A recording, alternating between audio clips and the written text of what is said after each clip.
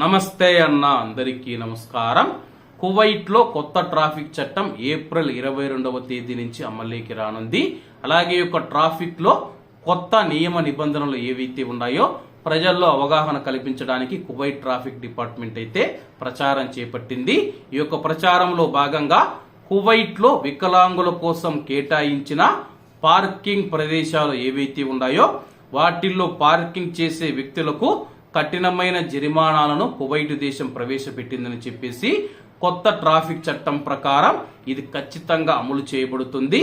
ఎవరైనా సరే కువైట్ లోని వికలాంగుల పార్కింగ్ స్థలాలలో పార్కింగ్ చేస్తే పట్టుబడిన వారికి 150 దినార్ల జరిమానా విధించబడుతుంది. అయితే ఈ యొక్క జరిమానాలు అక్కడతో ముగియమని చెప్పేసి ట్రాఫిక్ పోలీసులు ఎవరైతే ఉన్నారో వాళ్ళు కోర్టుకు రెఫర్ చేస్తే కానీ 1 సంవత్సరం నుంచి 3 సంవత్సరాల వరకు జైలు శిక్ష మరియు అలాగే 600 దినార్ల నుంచి 1000 దినార్ల వరకు జరిమానా విధించబడుతుందని చెప్పేసి ట్రాఫిక్ కోర్టు ఈ యొక్క 2 జరిమానాలలో ఏదో ఒకటైతే విధించబడుతూ ఉంది, జైలు శిక్ష లేదా జరిమానా అని చెప్పేసి.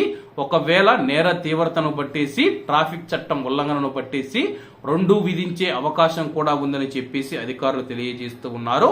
కాబట్టి కువైట్ లో ఉన్న డ్రైవర్లు ఈ యొక్క విషయంలో చాలా జాగ్రత్తగా ఉండి కొత్త ట్రాఫిక్ రూల్స్ ఏవైతే ఉన్నాయో కువైట్ లోని డ్రైవర్లలో గౌరవం మరియు బాధ్యత యొక్క సంస్కృతిని పెంపొందించడానికి రూపొందించబడ్డాయని చెప్పేసి కువైట్ లో ఉన్న కొంతమంది డ్రైవర్లు ఎవరైతే ఉన్నారో నిర్లక్ష్యంగా డ్రైవింగ్ చేయడం వల్ల ప్రమాదాలు పెరుగుతూ ఉన్నాయి.